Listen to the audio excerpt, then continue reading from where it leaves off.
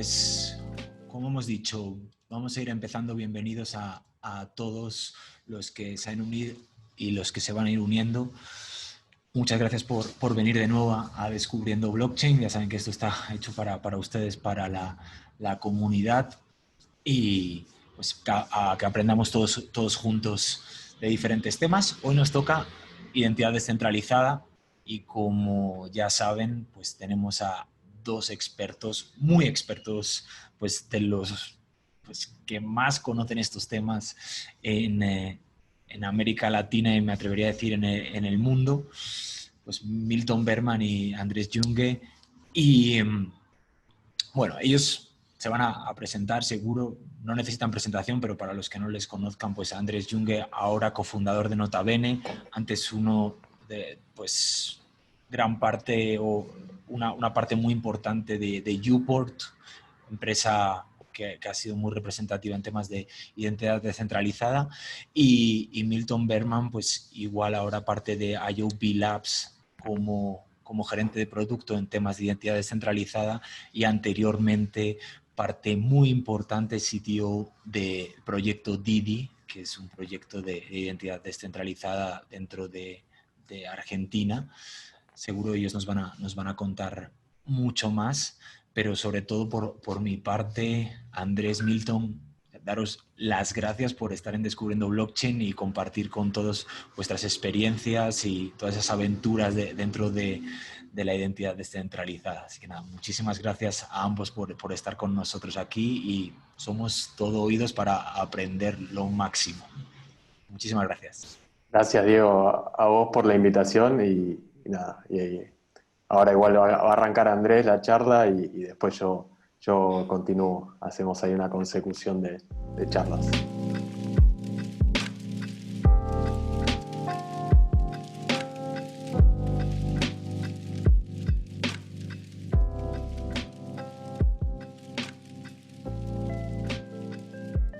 Sí, hola.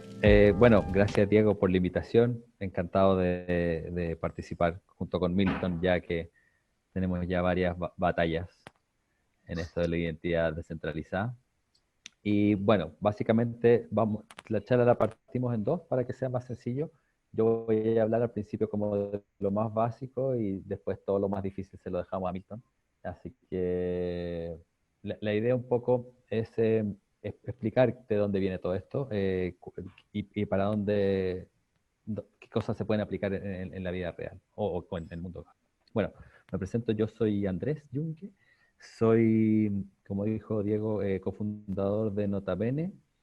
Nota Bene es una plataforma para el manejo de identidades digitales empresariales y también el manejo de lo que se llama el Travel Rule, que es un tema de compliance que los exchanges primordialmente tienen que cumplir ahora con una nueva regulación. Nosotros ayudamos a hacer esa, pero de una forma que mantenga la privacidad de los usuarios. Y como dijo Diego, yo trabajé en Uport, fui cofundador de Uport, que era un proyecto de Consensus, bueno, es un proyecto de Consensus, hasta el año pasado. Y ahí me tocó conocer a Don Milton, y trabajamos en un proyecto en conjunto con Uport por mi lado, y él estaba en el lado de Didi. Así que al caballero aquí lo conozco suficiente, bastante, Sí, digamos. sí, Así que, nos estuvimos bueno, viendo bastante seguido. bastante seguido, sí. Así que, bueno, vamos nomás a lo que es la identidad. Así que, Milton, si me puedes pasar la otra, gracias.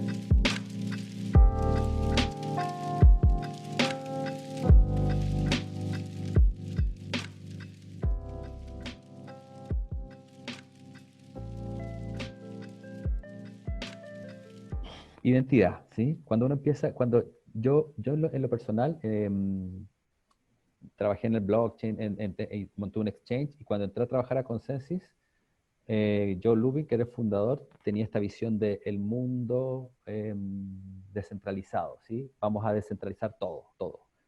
Él era es cofundador de Ethereum, entonces imaginó este computador mundial que va a permitir para descentralizar todo, y dijo, bueno, en este nuevo mundo necesitamos construir estas cosas, y construyó Consensus, y dentro de esas cosas dijo, necesitamos hacer identidad en este mundo descentralizado. Y yo caí en Consensus y me dijo, bueno, ¿quieres trabajar en esto? Y yo lo encontré alucinante, claro. Yo soy desarrollador, así que ustedes comprenderán que cuando hablo de identidad no tenía idea de qué se trataba esto. Pensé que era algo con el DNI, con el carnet, después me di cuenta que no, que eso es simplemente un documento más que representa. Después me fui para el lado más espiritual, filosófico, ¿sí? ¿Qué soy? ¿Qué soy en el mundo? ¿Sí? Pero en la práctica, lo que entendemos como lo que podemos modelar computacionalmente y usar en distintos ámbitos, en el mundo digital, por lo menos en el que estamos viviendo, y en el mundo digital descentralizado que va a venir, es un concepto donde la identidad viene a ser un identificador, algo, un número o una secuencia de caracteres o algo que identifica a alguien, ¿sí? Y ese alguien tiene características, ¿sí? Y las características son de distinta índole, ¿sí? Hay características que son más absolutas, por decirlo así, o más concretas, como por ejemplo yo soy chileno, ¿sí? O yo soy padre de 2 niños, ¿sí? Eso es parte de mis características, ¿sí? Y son duras porque ahí están los dos molestando. Pero también hay unas más subjetivas, como por ejemplo, yo soy buen desarrollador, ¿sí? Es algo que podría ser discutible, ¿sí? Pero hay gente que dice eso, ¿sí? Entonces, la identidad y el mundo de la reputación son bien similares, tienen un guiño ahí. Y bueno, encontré que al final, esta es la definición que tiene la RAE también, ¿sí? Como de identidad son las características individuales particulares que identifican a alguien o algo, ¿sí? Entonces, en ese contexto, si me puedes pasar la otra, Milton. Gracias. Eh, le- ha habido una necesidad de hacer una identidad digital desde que comenzó Internet, incluso desde antes, ¿sí? Todos los sistemas de login. El sistema de login requiere la identidad. Hay mucha gente que dice, oye, pero identidad es todo el login. No, eso es autenticación. Es identificar que el que está al otro lado o interactuando con el sistema es quién es, ¿sí? Identificar quién es, ¿sí? Em, y eso fue la primera necesidad de identidad digital. Y bueno, los primeros sistemas que aparecieron con Internet inicialmente fueron lo que era la identidad centralizada, ¿sí? Había un servidor central que dice, ok, esta es tu acceso a usuario y tienes que crear una en cada lugar, ¿sí? Y tenemos los famosos silos de identidad, donde yo tengo una cuenta en un lado, otra cuenta en otro lado, otra cuenta en otro lado. Y en el fondo tengo una identidad en un lado, porque en ese lado saben cosas de mí, en esta otra saben otras cosas de mí, pero cada uno en su silo, en su individual, ¿sí? Lo cual es inconveniente, ¿sí? Tengo repartida mi identidad por todos lados y entenderán que tiene el problema de que los datos están totalmente controlados por el que maneja el servidor central, ¿sí? Entonces, hubo una evolución en la identidad digital y y empezaron a aparecer distintas soluciones en temas de lo que se llama identidad federada, ¿sí? Identidad federada, en el fondo, es decir, cada servidor o cada nodo o cada silo tiene sus identidades, o yo tengo identidades ahí, pero puedo linkearlas entre ellas, ¿sí? Pueden conversar entre ellas. Entonces, por ejemplo, si yo requiero hablar o sea, autenticarme en un sistema que no soy usuario, no tengo identidad, sí podría referenciar la identidad de mi otro servidor. Y ellos internamente se comunican y me dicen así, está autorizado, es Andrés y en este sistema tiene tal privilegio, ¿sí? Autorización. Pueden entender que eso es complejo de implementar en el mundo público, porque en el mundo privado funciona súper bien. ¿Sí? Cuando yo tengo un banco, cada sucursal tiene su servidor de identidad, por decirlo así, y están todos federados entre ellos. Hay varios protocolos, todo lo que es el DAP o el famoso Active Directory de Microsoft, son eso. Pero en el mundo público, en Internet, ponerse de acuerdo para que mi banco hable con el sitio donde tengo mi correo y que en realidad yo me puedo loguear, internamente tengan un acuerdo, es complejo. Hay muchos sitios, armarlo, la conexión, la federación es inmensa, el gobierno de eso es imposible. ¿Sí? Así que bueno, tuvo su momento, yo creo que tuvo su gloria en el mundo empresarial, pero no más que eso. Y lo que estamos viendo ahora, lo que probablemente todos nosotros usamos más regularmente, es lo que se llama identidad centrada en el usuario. Es una modificación de la federada, donde tengo identidades en distintos lugares, ¿sí? Pero, tengo identidad en servidores que puedo acceder, pero no es que acceda yo directamente, sino que es el usuario el que le da el acceso. ¿Sí? No es un acceso interno. Entonces, lo más común de esto es lo que ustedes ven como login Facebook Connect, login con Facebook, o login con Google, o todo lo que se llama OpenID Connect, o OAuth 2, ¿sí? Donde en el fondo, cuando yo me conecto y digo, quiero entrar al sitio de perritos, y sale a loguearse con Google, yo pongo loguear con Google, y en realidad sitio de perritos me manda a Google, y en Google yo me autentico, y digo, sí, oye, estas son mis credenciales. Entonces Google me dice, eres Andrés, perfecto, y le dice, sitio de los perritos está solicitando esta información de ti, ¿se la damos? Yo apruebo, sí, no, y si doy OK, el sitio de los perritos tiene mis datos y puede identificarme y usarme para agregarme características como vi un video, doné para un perrito, no sé, lo que sea. ¿Sí? Entonces, en ese contexto es el usuario el que tiene el control, en el fondo, de la identidad. Pero si uno lo piensa bien, la identidad no está controlada por el usuario, ¿sí? La identidad está controlada por el servidor donde está mi identidad. En este caso, el ejemplo que di es Google, ¿sí? Si bien Google me pregunta a mí si yo autorizo al sitio de los perritos ver mis datos o tener acceso a mi información o a mi identificación, en el fondo, si Google decide involuntariamente, porque, no sé, fue hackeado, se le cayó un servidor o pasó un ciclón y se fue el data center donde está mi dato, y no tengo más ese acceso, ya no puedo acceder a los sitios del perrito a ningún otro lado, ¿sí? Google tiene control, quiera o no, sobre eso, ¿sí? Entonces, siempre hubo el sueño de, ok, hagamos el paso 4, que es que definitivamente el usuario tenga sus datos, el usuario tenga el control sobre su identidad y que él decida y que él sea el responsable último de que exista en la identidad, no de que pueda ser bajada o censurada.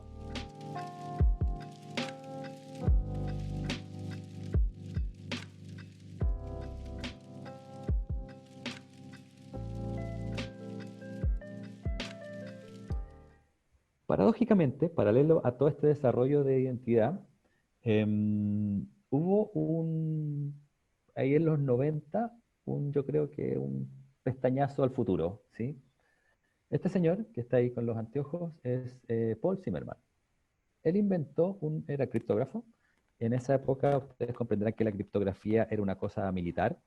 Ustedes son muy jóvenes para acordarse de esto, pero había restricciones de exportación, o sea, tú no podías mandar un software hecho en Estados Unidos que tuviera algoritmos criptográficos de tal nivel de seguridad, exportarlo a otros países libremente, es decir, enviar el software, lo más incomprensible que pueda hacer eso, ¿sí?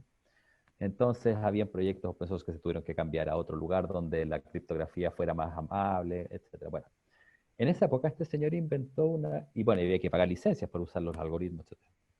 Este señor inventó un algoritmo open source de encriptación, pero más que eso inventó un mecanismo de eh, manejo de las llaves y adición de características a ellas, ¿sí?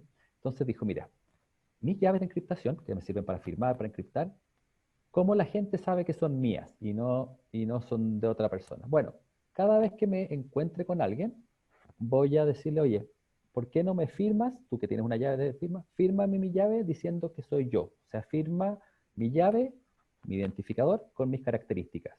Es Andrés, es chileno, lo que sepas de mí, ¿sí? Ojalá seas en persona y así, y me lo das, ¿sí? Entonces, cuando yo colecciono varios de estos pequeños certificados. Y cada vez que alguien me dice, oye, ¿esta es tu llave? Sí, mira, está certificado, firmada por toda esta otra gente. Quizás conozcas a alguno de ellos y puedas confiar en que efectivamente me verificó y soy yo. ¿Sí? Este concepto se llamó el Web of Trust, ¿sí? Donde en el fondo tenía una telaraña de interconexiones entre personas que se firmaban entre ellos. ¿Sí? Y organizábamos, y digo organizábamos porque me acuerdo haber hecho de esto, se llamaban fiestas de firma, ¿sí? Donde en realidad fiestas no tenían mucho porque eran bien ñoñas, que era, en realidad nos juntábamos como aparece aquí en la imagen, era cada uno, ok, tenía su listado con las llaves y decía, ok, ¿tú cómo te llamas? A Pepito, esta es tu llave, sí, listo, es la de Pepito, la de Juanito, y después iba a mi casa y con ese listado firmaba todas las llaves y ya. Pero sí permitió crear esto, ¿sí? Tenía una ventaja muy interesante con los otros mecanismos de identidad, que el usuario tenía el control, porque el usuario tenía la llave privada, que era lo que le permitía firmar las identidades de otros y autenticarse, firmar datos, decir este soy yo. Pero la certificación de quién era realizada por otra gente, ¿sí? Era descentralizada, no había un ente central que me proveyera mi identidad. Entre todos iban diciendo y yo mismo recolectaba estos certificados para presentarlos. Tenía un pequeño problema, eso sí. Perdía mi llave o me la robaban y perdía toda mi identidad. No tenía cómo tomar eso y recuperar mi identidad o cambiar mi identidad a otra llave, ¿sí? Así que ahí quedó. Se usa todavía para firmar documentos de paquetes open source, todo lo que es Linux, Debian, Ubuntu van firmados con PGP, los correos se firman con...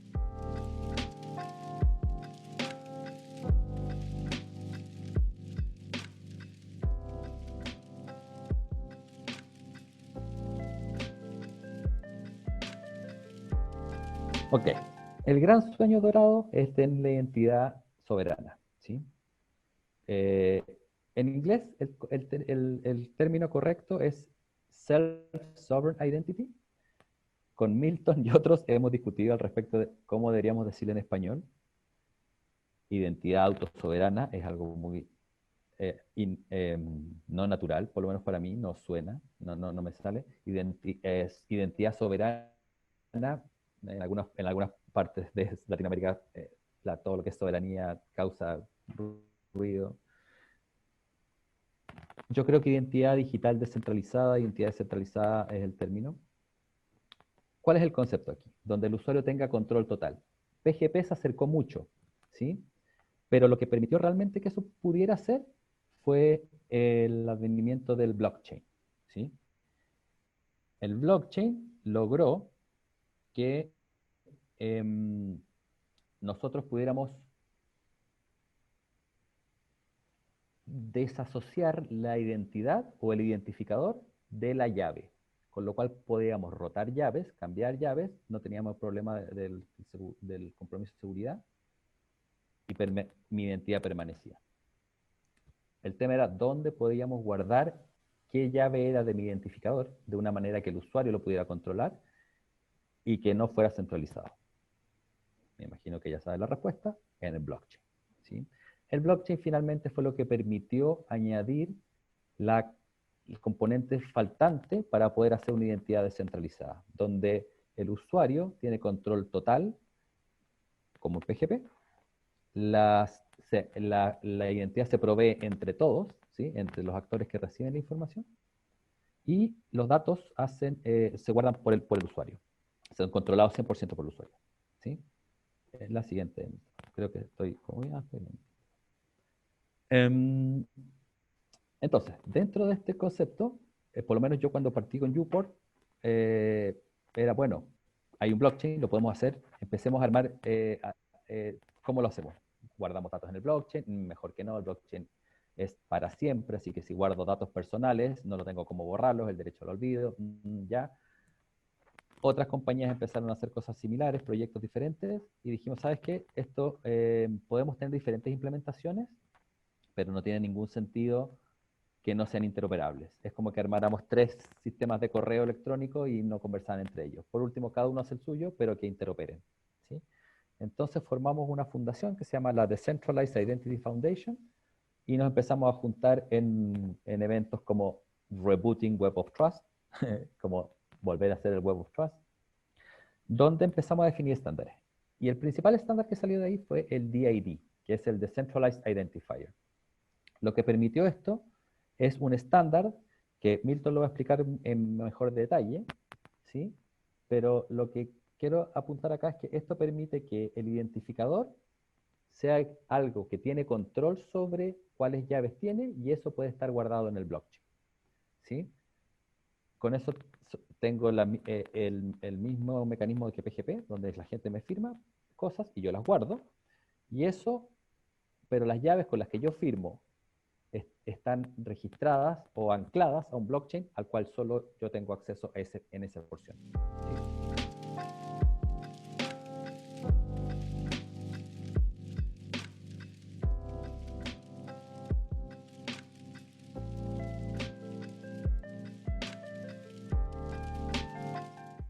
Bueno,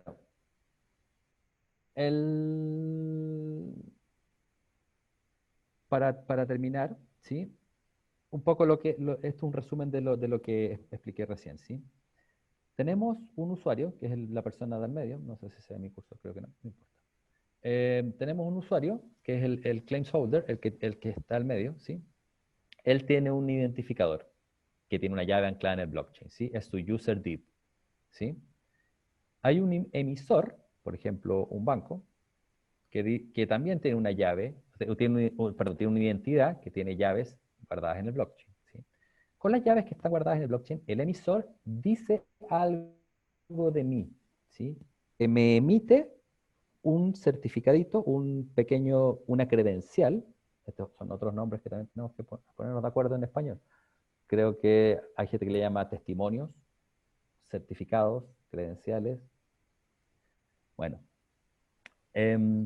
donde yo emito una credencial y en el fondo estoy diciendo de este otro identificador, estas cosas, por ejemplo, identificador 123, su nombre es Pepe, o su cuenta de banco tiene más de $100.000, o es mayor de 18, o lo que sea. Y todo ese credencial va firmada por mi llave, o sea, yo identifico que yo lo estoy diciendo, ¿sí? Y se lo entrego al claims holder, al usuario, al que le estoy haciendo el testimonio, al que estoy testimoniando. Cuando alguien quiere verificar, no sé, quiero pedir una cerveza.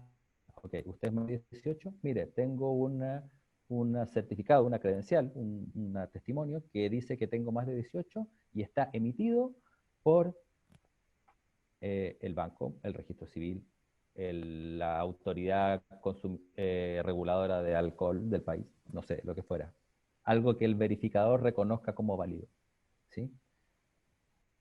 Se lo presento, el verificador dice, ah, ok, esto está firmado por el issuer, vamos a buscar si es la llave correcta en el blockchain, ¿es la correcta? Efectivamente, está verificado que usted es el... Ahora, muéstrame qué es usted, ok, fírmeme esto, el claims holder se lo firma y el verifier tiene quién es, quién está y todo lo que el emisor o el issuer dijo de él es válido también.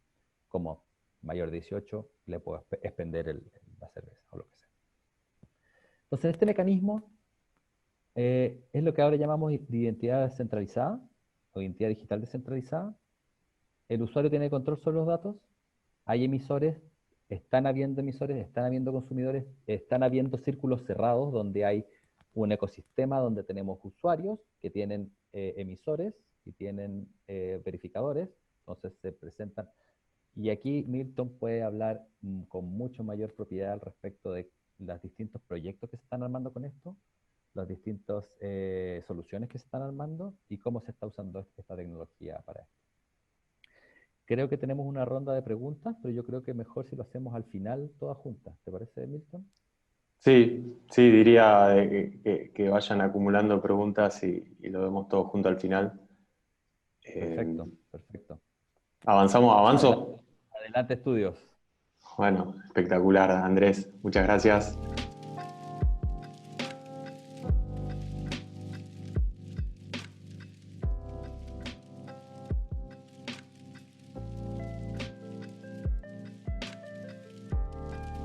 Sí. Muchas gracias por la intro clave para lo que voy a contar. Yo voy a profundizar un poco más sobre esto que estuvo contando Andrés a modo de introducción de cómo nace esto, y acá voy a hablar un poquito más ya específicamente cómo funciona este concepto de identidad digital descentralizada o Self-Sovereign Identity. Me presento rápidamente, yo soy Milton Berman, soy ingeniero de informática de la UBA de Argentina.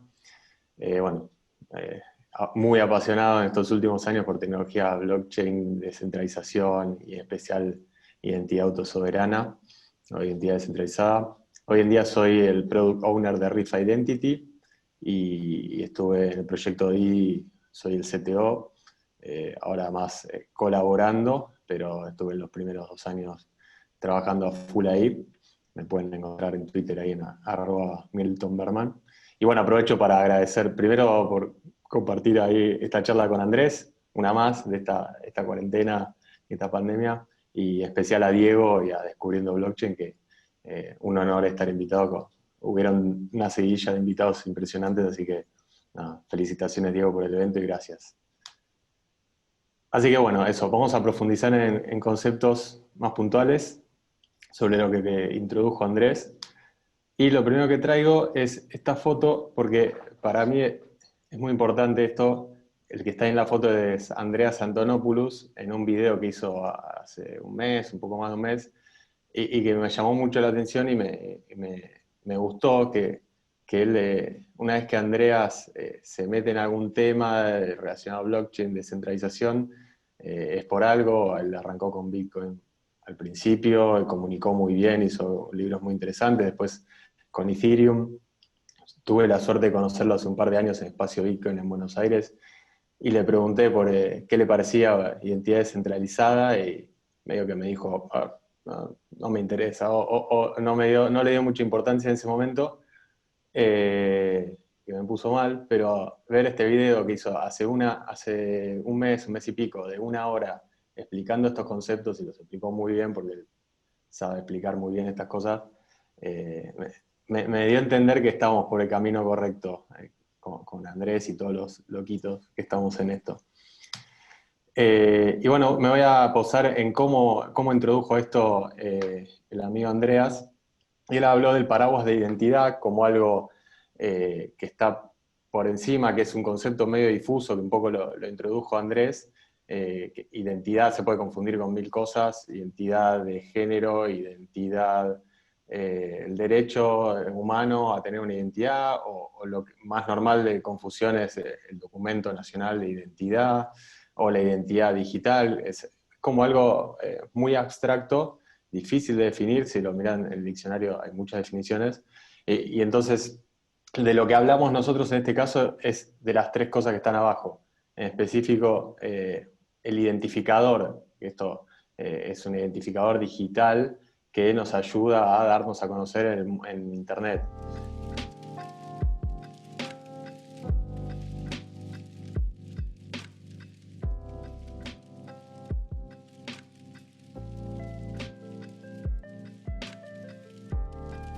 Otro concepto importante es la attestation, que en castellano vendría a ser atestación, o como decía Andrés, no está muy claro las definiciones. Algunos le dicen testimonios, otros le dicen aseveraciones, pero bueno, una atestación vendría a ser esta parte relacionada a identidad descentralizada. Y después lo que son los roles.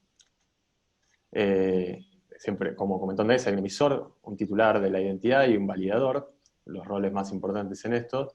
Y otro concepto y estándar muy importante, que es el LEED, el de identificadores descentralizados, que también Andrés contó un poquito.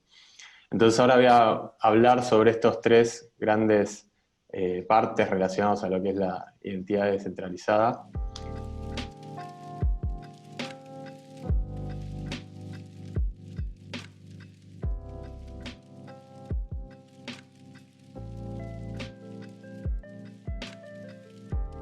El primero que voy a hablar es de credenciales verificables, o VC, por Verified Credentials en inglés. Esto ya es un estándar, como un poco contó Andrés. Hoy en día la W3C dio de alta, publicó este estándar de Verifiable Credentials o de credenciales verificables, y esto es súper importante porque quiere decir que se está gestando esta interacción, esta interoperabilidad que antes no existía, en la cual cada uno hacía la forma que quería, los logins, las identidades digitales. Ahora se está buscando consensos. Y básicamente es muy simple lo que es una credencial verificable. Es lo que dice ahí, es una afirmación firmada digitalmente con 3 componentes principales. Uno es el emisor, quien emite esta credencial, quien dice algo sobre el sujeto, que es el otro componente importante. El sujeto es la persona, entidad o cosa sobre la cual el emisor está hablando, y después la afirmación, o el claim, o el testimonio, como lo quieran llamar. Eso es, puede ser cualquier cosa, es súper abierto, puede ser desde un gobierno emitiendo una licencia de conducir, puedo ser yo diciendo que soy fanático del club River Plate, o puede ser mismo el club diciendo que yo soy socio de ese club. Puede ser el nombre de alguien, puede ser un documento nacional de identidad, puede ser lo que sea. Es muy amplio. Ahí incluso pongo el link a lo que es el estándar de W3C. Y después las otras características, o las 4 características más importantes de las Verifier Credentials, es, por un lado, la integridad de los datos. Al ser firmado digitalmente, es imposible modificar el dato de una credencial. Eso es muy importante porque de alguna manera se le da más robustez a este tipo de protocolos y no puede cualquiera andar modificando estos datos, sino que cualquiera se va a dar cuenta si eso ocurre. Por otro lado, se garantiza la autenticidad del emisor, que eso quiere decir que sabemos exactamente quién emitió esa credencial, porque es firmada digitalmente por ese emisor. Y después la característica del no repudio, que es que ese mismo emisor no puede negar haberlo hecho. Estas 3 características son típicas de blockchain. Por eso cuando se arranca con identidades centralizadas, la idea es meter todo en blockchain porque te da estas 3 características, pero después se llega a la conclusión de que no es tan necesario utilizar blockchain, se puede hacer un estándar como este sin necesidad de blockchain, que te trae algunos problemas, como comentaba Andrés, que si guardas datos privados, como en general tienen estas credenciales, después quedan ahí por siempre y no podés eliminarlos y tal vez alguien los pueda chequear sin tu permiso. Y por último, la otra característica interesante es que es no transferible. Esa credencial te la emitieron a vos o a esa persona o a esa entidad y será por siempre de esa persona o de ese sujeto.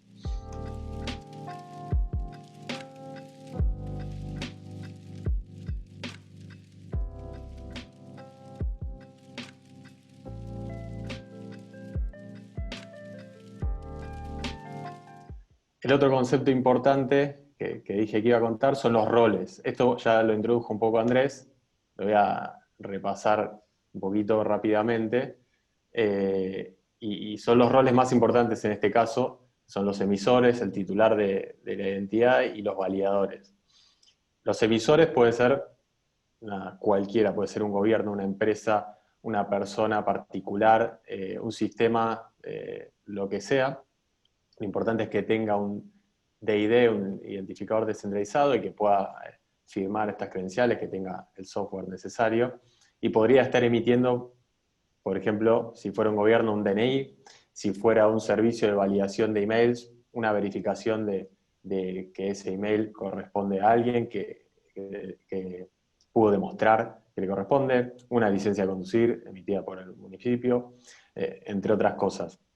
Después el titular de la identidad, quien maneja las llaves privadas de esta identidad, maneja una billetera. En muchos casos se puede manejar de diferentes formas, pero una de las formas que está hoy en día más progresando en esto de identidad descentralizada es tener una billetera digital en la cual vas acumulando estas credenciales verificables, en la cual lo importante y que quiero destacar siempre es que esa información en esa billetera tiene que ser privada, solo visible para el usuario, gracias a que controla las llaves privadas de este DID, de esta identidad.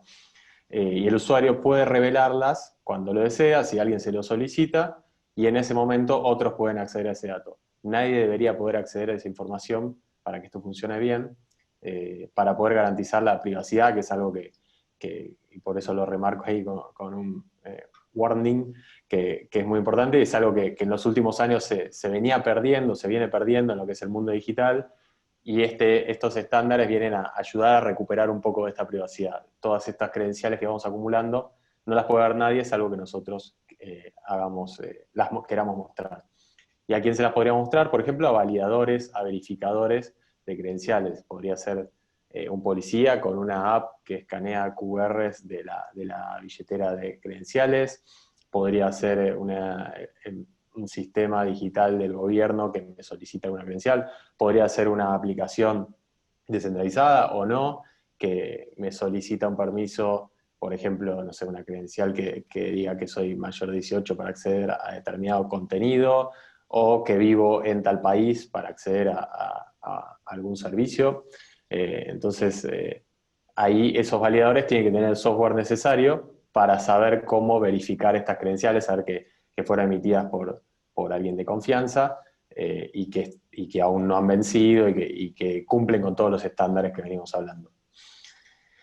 Y acá otra cosa respecto a roles que me interesa, que me gusta mostrar, es algo que publicó en su momento Sobrin, una de estas empresas que se dedicó a esto, así como hizo Uport, que es el triángulo de la confianza, donde se muestra a estos tres actores: el emisor que emite la credencial, el titular de la identidad que le da pruebas de esas credenciales a los validadores, y después, esas son como líneas muy claras, y después en línea punteada está la confianza que le tenga el validador al emisor. Como esto es abierto, open source, los protocolos conocen todos, cualquiera puede emitir una credencial. Entonces, quedará en el validador si desea confiar o no en quien la emitió. Por ejemplo, si mi mamá emitió una credencial a mi nombre que dice que yo puedo recibir un crédito de $1.000.000, tal vez el validador no le dé importancia porque es mi madre, pero si la emitiera algún banco conocido, bueno, ahí seguramente el validador le va a dar más importancia y tal vez acepte esa atestación.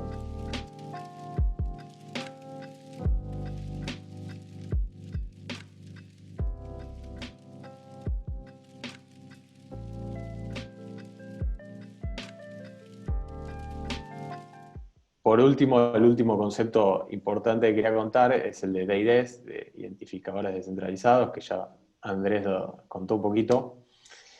Y también tiene un estándar de W3C, que también ahí está el link por si alguien lo quiere ver, es abierto. Y un DID básicamente es un string, es un texto con tres partes clave. Primero, una URI que identifica que estamos hablando de DIDs, que por ahora, hasta donde yo sé, siempre es las letras DID. Después vienen dos puntos y viene el identificador del DID method o el método DID, que eso ayuda a esta interoperabilidad que hablaba Andrés. Entonces, por ejemplo, Uport dio de alta el método ETHR, Sobrin dio de alta el método SOB, por ejemplo. RSK se posa sobre el método de THR que implementó Uport, y eso lo que explica es cómo resolver DIDs, cómo yo, validador, puedo saber si este es un DID válido, cómo saber más datos sobre ese DID. Eso es lo que nos ayuda el método, este método que es público. Y por último, el identificador específico en esa red o en ese DID method. Por ejemplo, Sobrin ICB tiene un string de esa forma. Ethereum y RSK, el identificador específico es básicamente tu llave, tu address o tu cuenta de Ethereum o de RSK. Así de simple, pero cualquiera podría implementar cualquier método específico, como ese el ejemplo genérico que está arriba. Y después, otra cosa importante sobre el DID es que siempre se vincula con una única clave privada que solo la conoce el titular de la identidad, y a esto nos trae recuerdos de lo que es blockchain, o sea, tiene mucho que ver con eso, y en eso radica la privacidad y esto de ser una identidad centrada en el usuario y no en los servicios digitales. Y por otro lado, aparte de esa clave privada, que solo la conoce el titular, las claves públicas, que ahí sí, esas las da a conocer, cualquiera puede conocer las claves públicas asociadas a un DID. Y normalmente los DIDs están vinculados a un DID document, un documento DID, que en la mayoría de los estándares se publica en blockchain, y ese documento DID puede mostrar diferentes datos que quieras darle a conocer al mundo, como estas claves públicas, o cualquier otro tipo de atributo que no sea privado y quieras mostrar, o que ayude a las empresas, a los sistemas o a estos protocolos a comunicarse con tu identidad digital.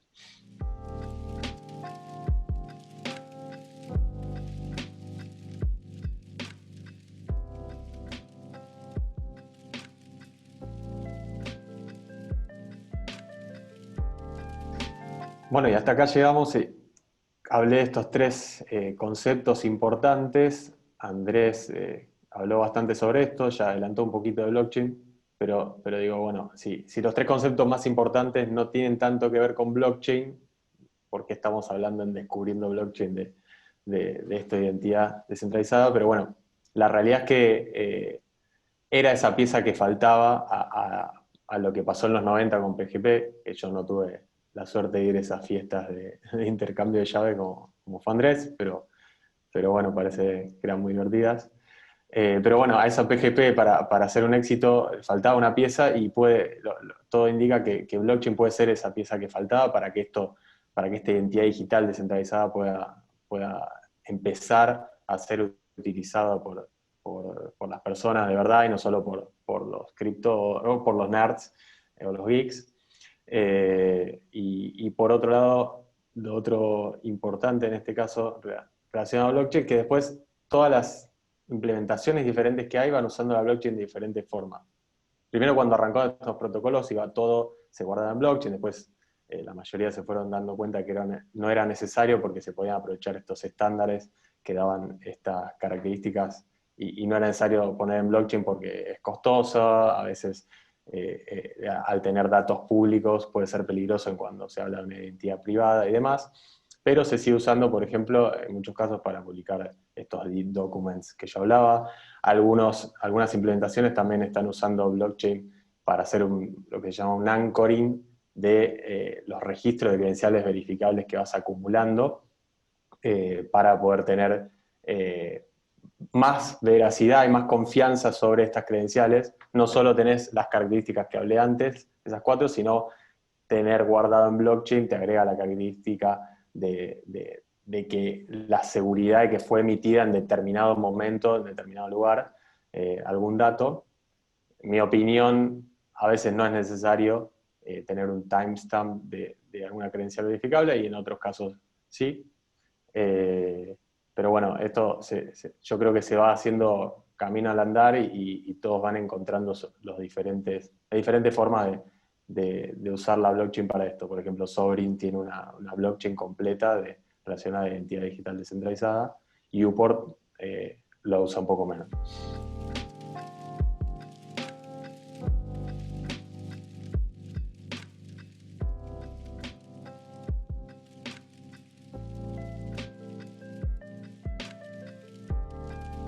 Y ahora el otro que aparte de estos conceptos, quería contar un poco de esto que ya, ya no es una teoría. Por ahí cuando yo me sumé a esto, y seguro que Andrés, que se sumó antes que yo, muchas veces se hablaba de esto y era todo muy teórico y no se llegaba a nada. Hoy en día ya hay casos de uso que se usa la identidad digital descentralizada.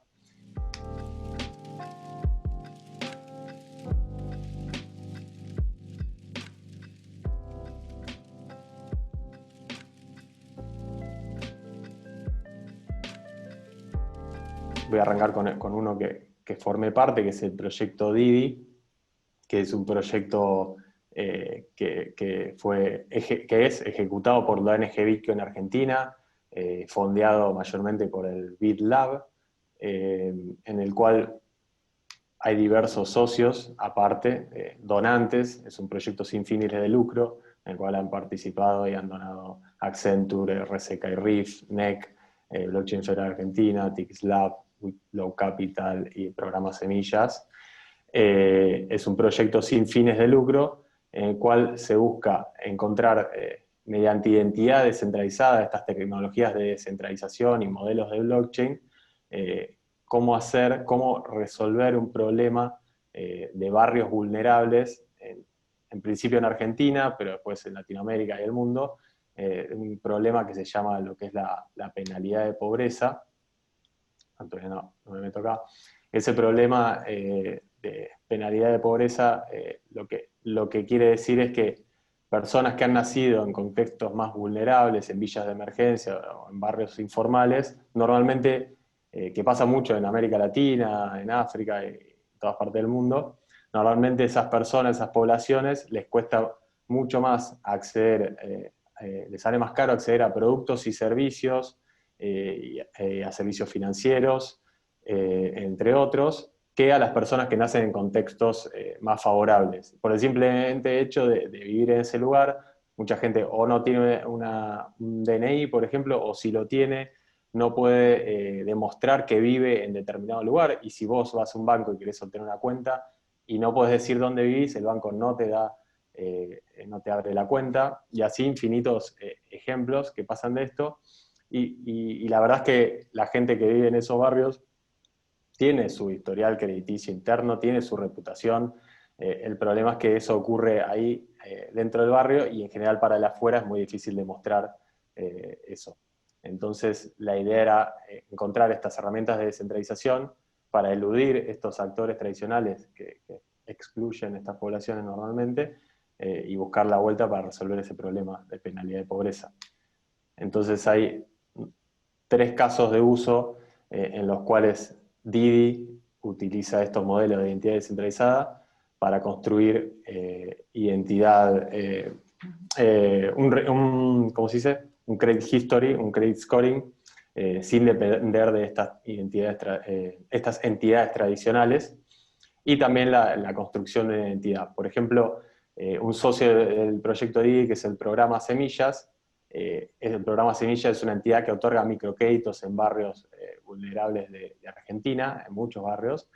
Particularmente el proyecto Didi empezó trabajando en el barrio Padre Mujica, que era lo que se llamaba Villa 31, y Semillas otorga créditos, microcréditos hace un tiempo ya a personas en esos barrios. Entonces Semillas es una de estas entidades que conoce a las poblaciones de este tipo de barrios, y la realidad es que ellos los conocían, tenían entrevistas, daban su credit scoring a su manera, pero esa información se la quedaban ellos, quedaba por ahí en un papel o en una computadora interna, y la realidad es que las personas que iban recibiendo estos créditos por parte de Semillas después no podían hacer mucho con eso. Y no porque Semillas no quisiera, sino porque no tenían las herramientas para eso. Entonces, lo que hizo el Proyecto Didi al encontrar esto es que Semillas hoy en día está emitiendo credenciales verificables donde cuentan de todas las personas que van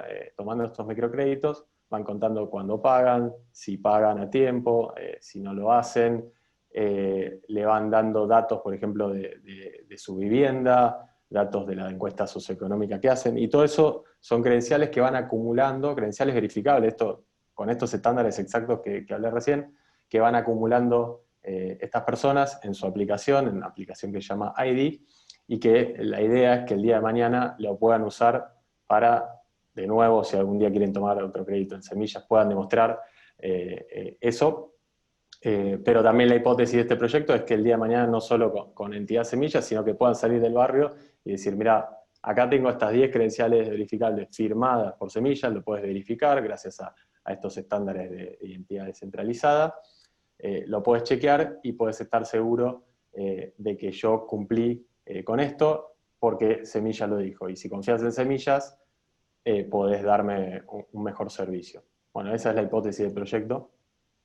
Y la realidad, que estoy muy contento, es que eso está ocurriendo hoy en día. La gente del barrio, el barrio Padre Mujica, está ya acumulando credenciales verificables con estos estándares. Y bueno, estuvimos yo particularmente durante 2 años hablando mucho de esto y no teníamos nada para mostrar más allá de que estábamos construyendo, y la verdad que hoy en día es una realidad, me pone muy contento. Y acá dejo unos links, a ver si, ahí está. El proyecto es open source, sin fin de lucro, tiene su GitHub público, tiene una app en Android, que es la que usan los beneficiarios del programa Semillas en el Barrio, bueno, el website y el Twitter. Después seguro Diego, calculo que va a compartir estos links por si alguien no los puede copiar.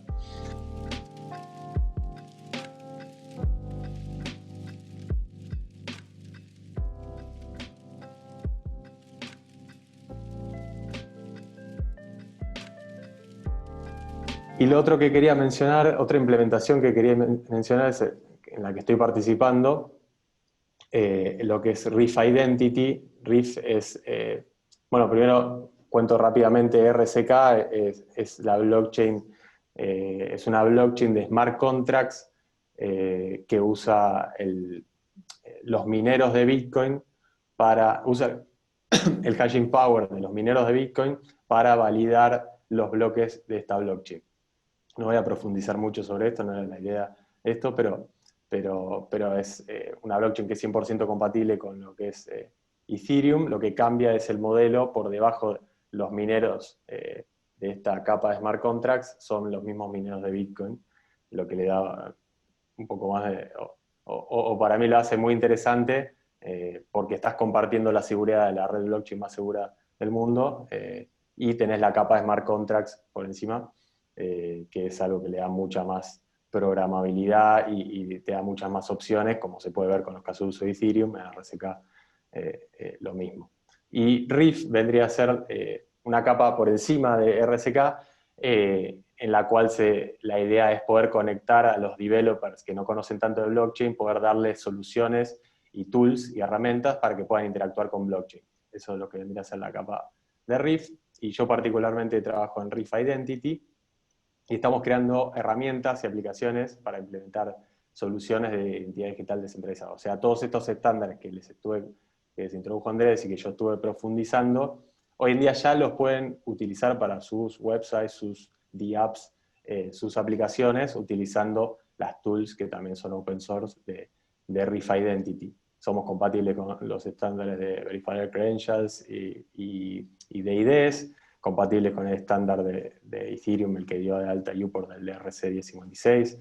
Tenemos un data vault donde se puede almacenar en la nube tus credenciales verificables de forma privada, compatible con RSK, Ethereum y cualquier blockchain EVM compatible.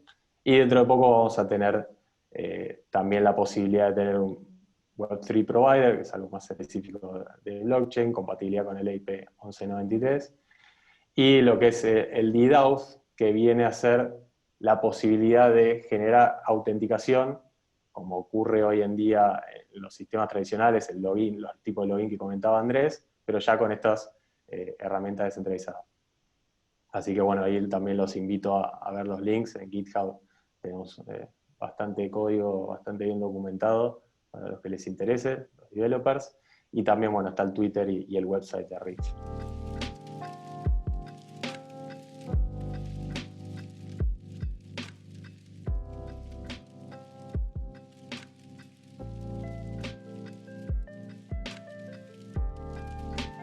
Después, por último, no sé, bueno, creo que estamos viendo el tiempo para cerrar. Nada, más casos de uso. Yo lo que siento es que esto de identidad digital descentralizada está recién empezando, y hay infinitos casos de uso más allá de esto que conté, o los que contó Andrés. Puede estar casos de inclusión financiera como el que conté de Didi, pero por ejemplo registro de salud es algo súper interesante para poder hacer que tu registro de salud sea interoperable, que no quede en los hilos de los diferentes doctores con los que te tratás, o que no quede en papel, pero tampoco sea público, porque la salud es muy sensible, y estos estándares son muy importantes en cuanto a privacidad. Bueno, después todo lo que es finanzas, credit scoring, seguros, credenciales de gobierno, son casos de uso que salen naturales, pero yo lo que creo que en esto la creatividad es el límite. O sea, esto puede ser infinito, se puede usar para un montón de cosas. Yo creo que cada vez vamos a ver más casos de uso de esto. Y además de Reef Identity, hay implementaciones como la de Sovereign, la de UPort, uno de los pioneros, ION, que trabaja sobre la capa de Bitcoin, Idem3, que se especializan más en Zero Knowledge Proof, o lo que está haciendo la red LACChain, también con identidades centralizadas. Así que bueno, eso fue todo. Les agradezco muchísimo a todos por el tiempo, a Diego de nuevo por la invitación de Descubriendo Blockchain. Y no sé, creo que entramos en una sesión de preguntas, ¿no? Exacto, exacto. Muchas gracias, Milton. Muchas gracias, Andrés, por la presentación, la verdad. Genial aprender estos detalles de identidad descentralizada.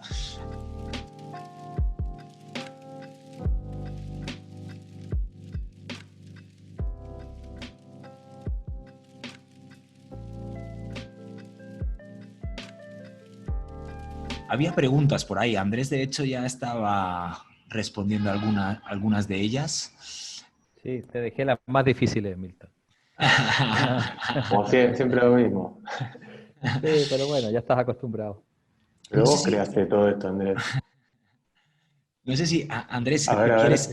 ¿quieres complementar algo de lo que has comentado en el chat de las preguntas? ¿O vamos con las Sí, siguientes? a ver. Sí, a ver, las preguntas. A ver, lo de Travel Rule, me preguntaron de qué era el Travel Rule. En realidad, expliqué súper corto ahí, pero en realidad, un poco es para explicar lo que es lo que está pasando, porque es algo que les va a tocar a todos los que manejen cripto.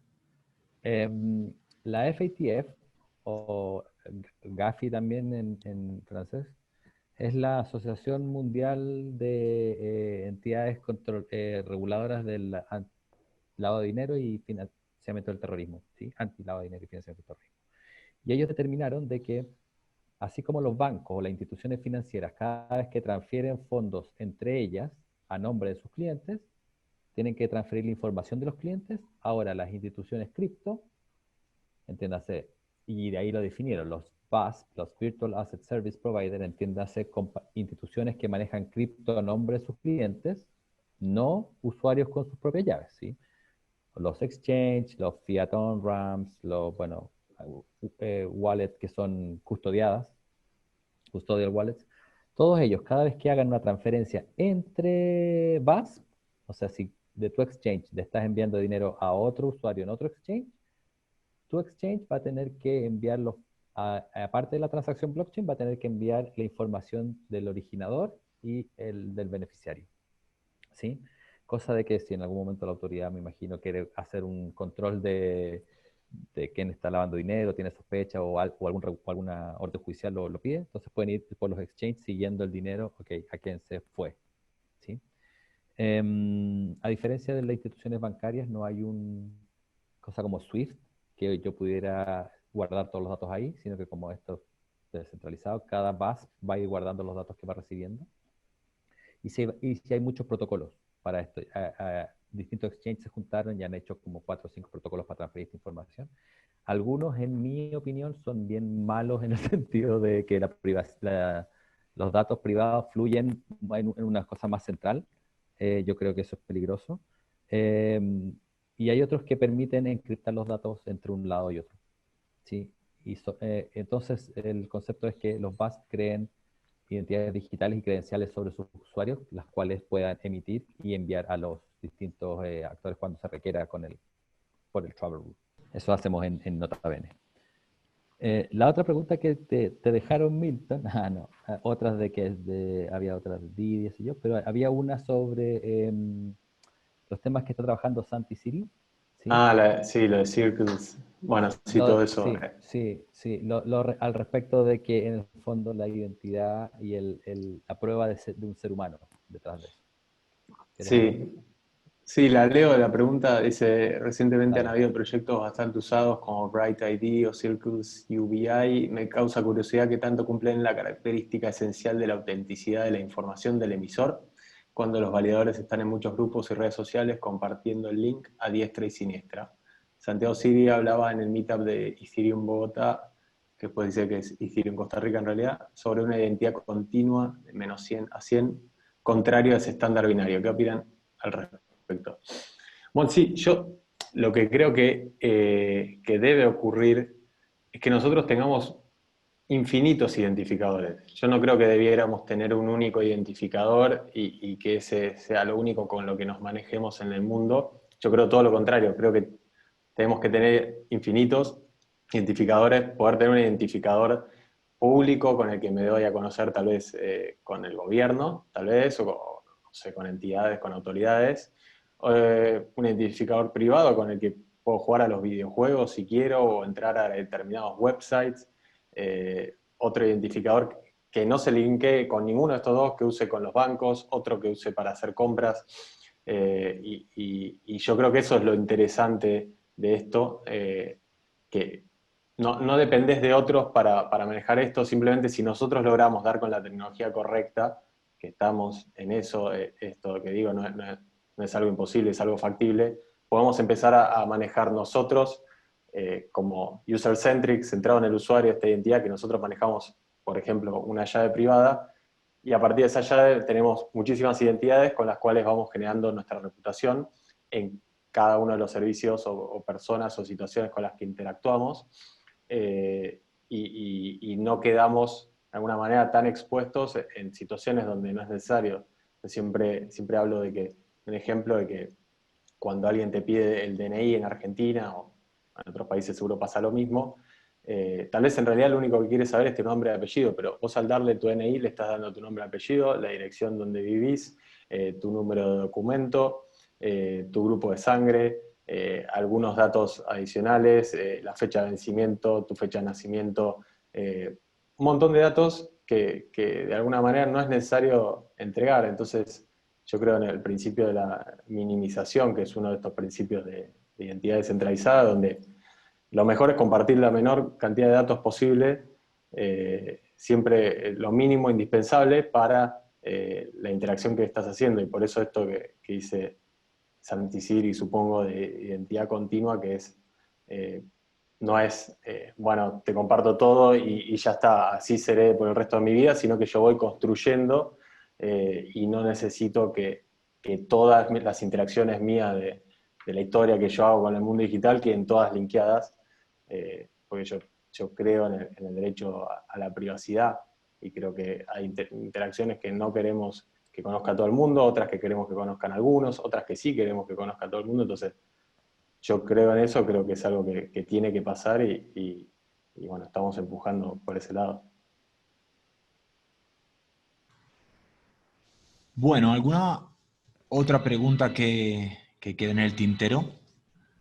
Antes de cerrar la sesión, que nadie se quede con ganas de preguntar, por favor, ya que tenemos el placer de tener a Milton y a Andrés aquí. Todos quieren ir a ver el partido de la selección, me parece. Exacto, exacto. No, ¿A qué hora juegan? pues yo creo que a las Creo que ahora. a las 7:30 o así. Igualmente, pues aquí tienen los Twitter de Andrés y de Milton. Seguro que están encantados de responder temas sobre identidad descentralizada y sobre otros temas como hemos visto en Nota Bene o en RIF y RSK. Ahí pregunta Bueno, hay más, Juan sí. David, una que está buena: para construir sobre Ethereum, ¿cuál proyecto recomiendan? Bueno, el más importante de Ethereum es el que cofundó Andrés, que es Uport.